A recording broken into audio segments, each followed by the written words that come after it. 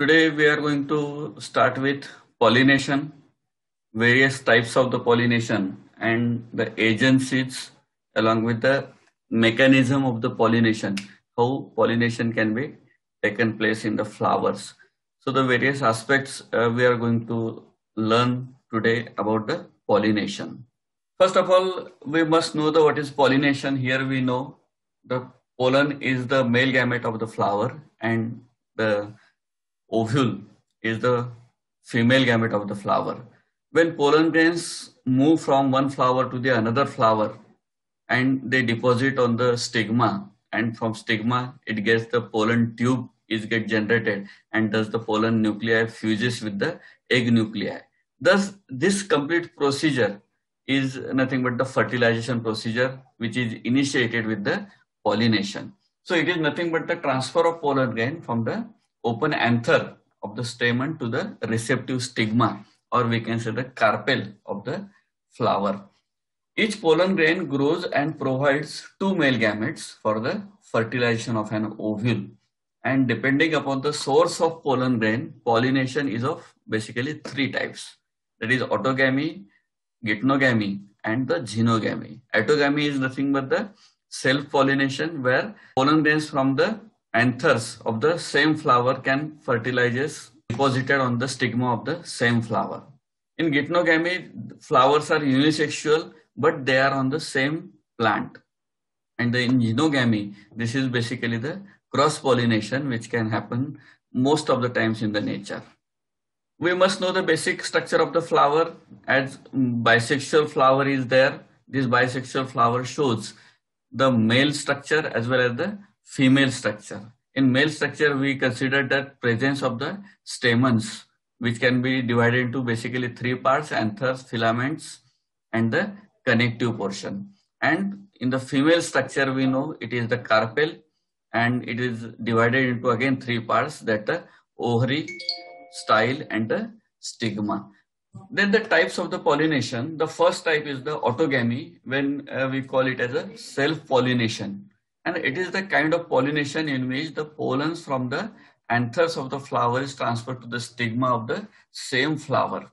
So it is called the autogamy or the self-pollination. So within the flower, we can say this pollination can be taken place. For example, most of the grasses are belong to this particular category of pollination. Then leguminous plants, they also have the self-pollination. And this particular group, autogamy, can be classified further into two classes, that is the cleistogamy and the homogamy. In some plants, we know that the flowers never open up. So closed type of the flowers can be there, and the anther dehisces inside these closed flowers to ensure the pollination. So when there is the closed flowers are there, so it is called the cleistogamy. Thus the cleistogamous flowers have the invariably autogamous, as there is no chance of cross-pollination because flowers doesn't open. And in such cases, the self-pollination is the favored condition for the flowers. The flowers produces assured seed sets even in the absence of the pollinators. म्हणजे त्याला पॉलिनेटरची external पॉलिनेटरची याच्यामध्ये गरज असत नाही, and they can be self pollinate themselves. Example आपण oxalis किंवा viola म्हटलेला आहे. These are the flowers of oxalis, where you can find the self-pollination, and here also in flowers of the mirabilis, where you can find the homogamous condition is there. In homogamy, in this method, we find the both anthers and the stigmas mature at the same time.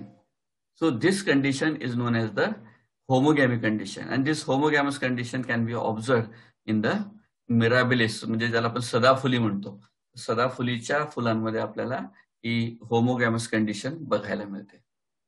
Then the another type is the geitonogamy, where in the geitonogamy we find this is the kind of pollination where we find pollen grains from the anther of the flower are transferred to the stigma of another flower born on the same plant but at different branches.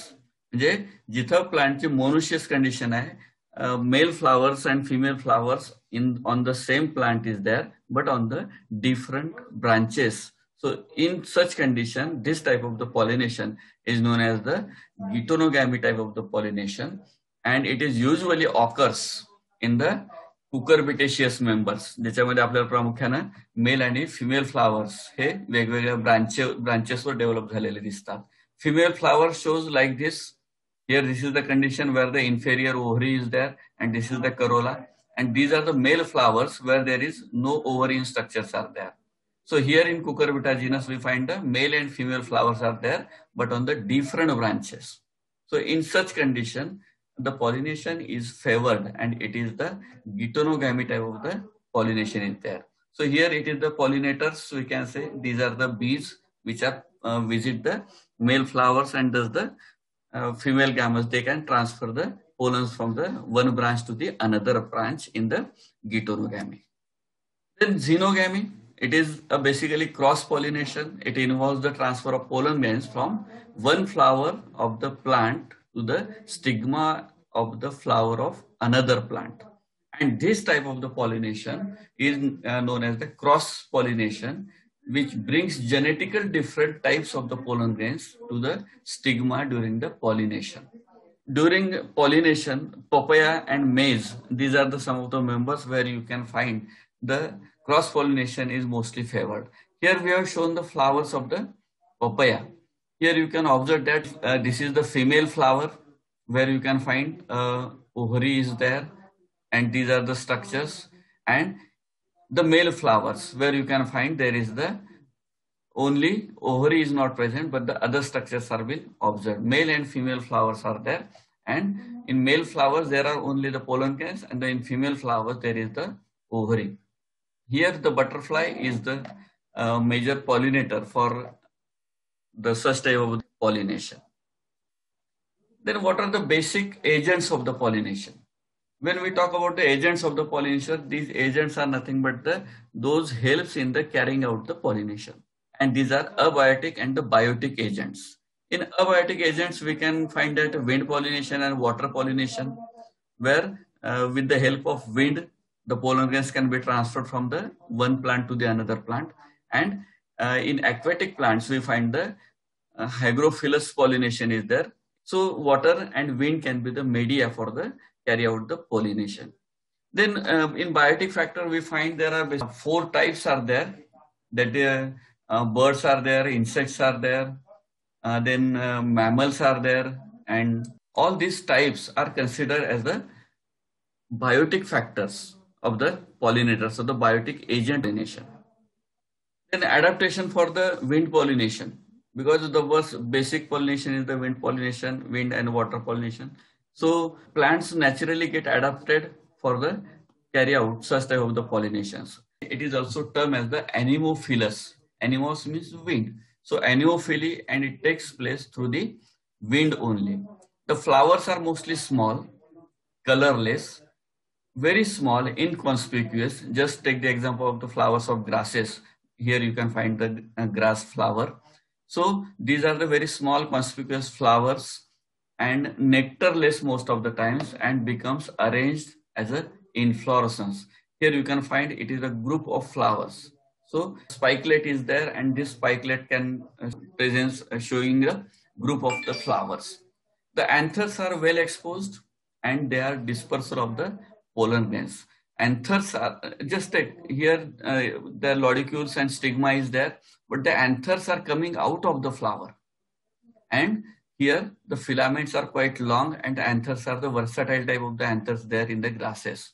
So anthers are well exposed, and thus they can help to disperse the pollen grains through the wind. Here also you can find in the dark background, when we this is the one of the, you can find these are the all androeciums are there, and these androeciums after the maturity dehiscing the pollen grains, these are the masses of the pollen grains which can be observed in the air. So these are the basic adaptation for the wind pollination. Then pollen grains are mostly small. They are very lightweight, dry and dusty type of the pollen grains, and mostly the non-sticky. Because of the non-stickiness, they can easily blown with the wind, and sometimes they are also wing type. The appearances or the structure are present on the pollen grain. So winged pollens are also found. They are typically found in the gymnosperms. The stigmas are large, hairy, and the feathery or branched to catch the airborne pollen grains. And the stigmas are quite longer, and these stigmas are meant to receive the pollen grains which are blowing through the wind. And because of that, this is the specialized modification in the wind pollinated plants. The common plant which are receiving such type of the pollens are mostly the grasses, sugarcane, bamboos, coconuts. These are the plants where you can find the wind pollination is basically favored.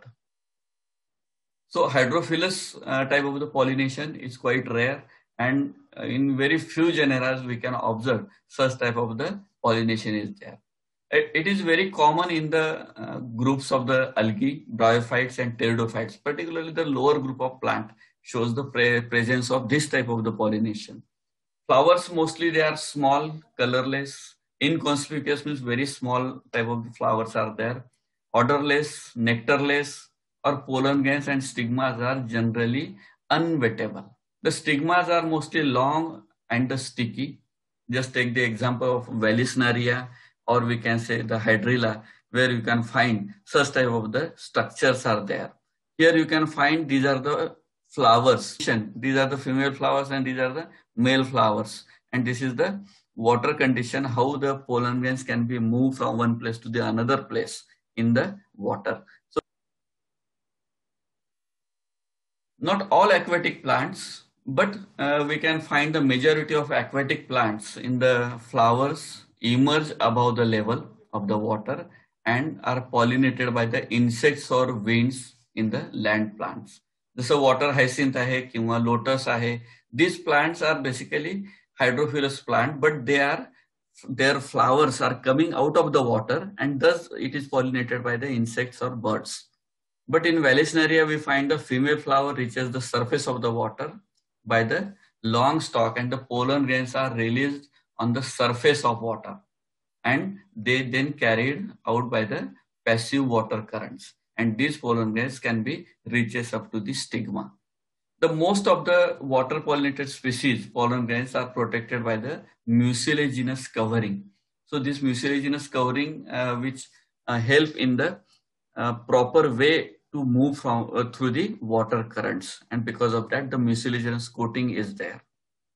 Then adaptations for the insect pollination. This is the most favored pollination we can say, and it is termed as the entomophily. Insect pollinated flowers, they are mostly large. Here you can observe that even that bees or butterflies can easily sit over there. So these are large, colorful, fragrant, and most of the times they are rich in the nectar tissue which oozes the honey. So to attract the insects, these type of the modifications in the flower has been taken place. The number of flowers are clustered into an inflorescence to make them conspicuous. Inflorescences त्याच्यामध्ये well establish झालेले असतात, fragrance आहे, colours आहेत, and so these are because of the grouping of the flower in the inflorescence, it can become a more conspicuous. The flowers have nectar glands and are highly fragrant to attract the insects. The surface of the pollen grains is mostly sticky due to the exine layer of the stigma is sticky and due to the mucilaginous layer which is present on the surface. Nectar and pollen grains are a floral rewards for the insect pollinators. Nectar म्हणजे honey and the pollen grains which are sticky and the ornamented exine is there. So this is actually a reward for the insect pollinators. In some species, floral rewards are due to a safe place to lay eggs. Example of the tallest flower of the Amorphophallus. इथे Amorphophallus चा आपण तुम्हाला एक flower दाखवलेला आहे. So here you can observe त्याच्या मागे नारळाची पानं आहेत. तर जवळपास 6 फूट उंचीचा हा इन्फ्लोरेसन्स आपल्याला इथे बघायला मिळतो Amorphophallus नावाच्या स्पीसीज मध्ये. In the plant like yucca, where mouth and the plant cannot complete their life cycle without each other. The moth and the plant. So moth is the pollinator of this yucca. आणि moth जोपर्यंत त्याला visit करत नाही त्याच्याशिवाय त्याची life cycle पूर्ण होत नाही. The moth deposits its eggs in the locale of the flower, locale of the ovary and the flower. In turn, plant gets pollinated by the moth. म्हणजे ही life cycle कशी आहे? This is the dependent life cycle.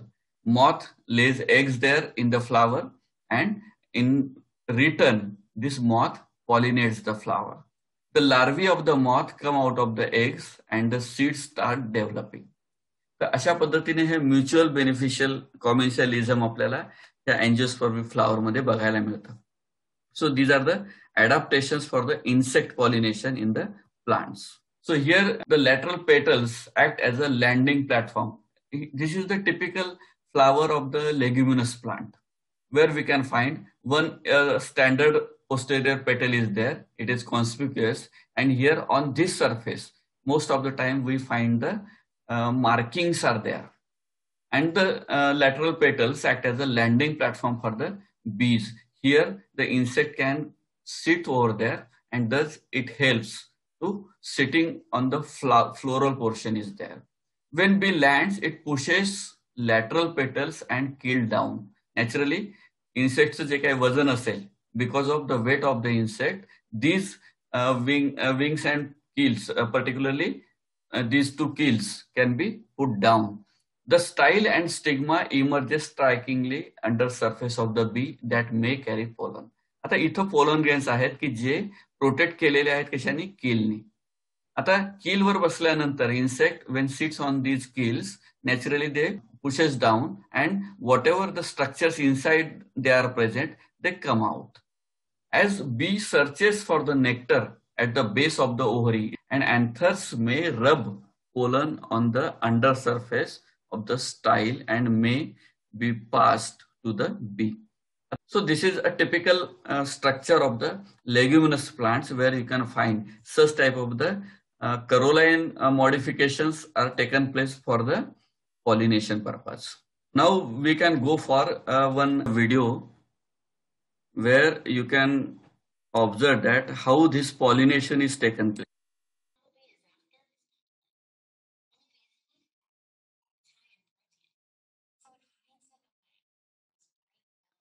आता हे pollen grains आहेत, त्याच्यामधलं डेहिसन्स तुम्ही इथं बघू शकता.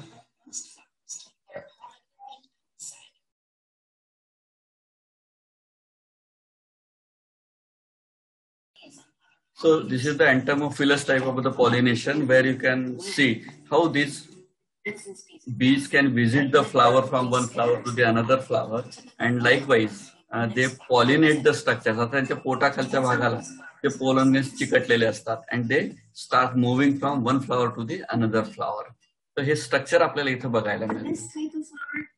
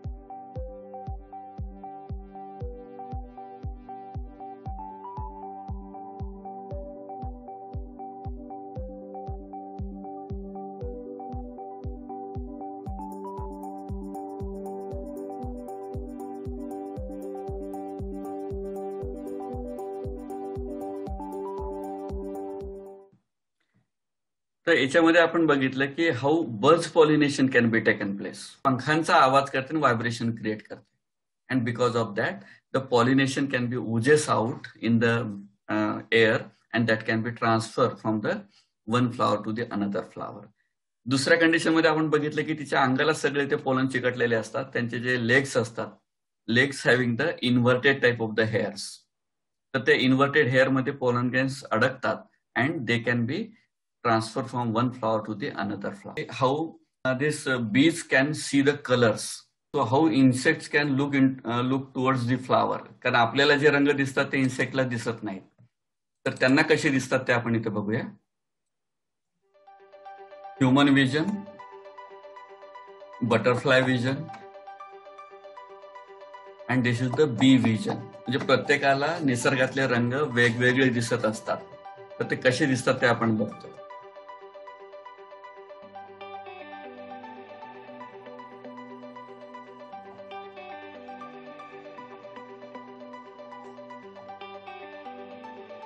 आणि म्हणून most of the nocturnal insects even visit the flower because of the contrast type of the coloration present in the flowers which they observe but we not.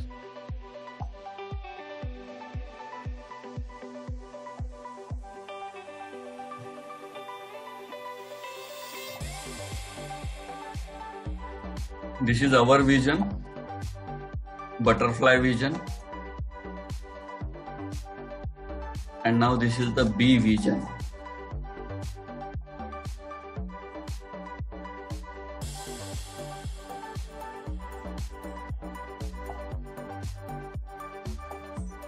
आपल्या सगळ्यांचा बघण्याचा स्पेक्ट्रम हा वेगळा असतो आणि म्हणून आपल्याला अशा पद्धतीने कलर व्हेरिएशन्स हे त्या वेळेला दिसतात. So this is the how pollinators can view the flowers and how the pollination is taken place.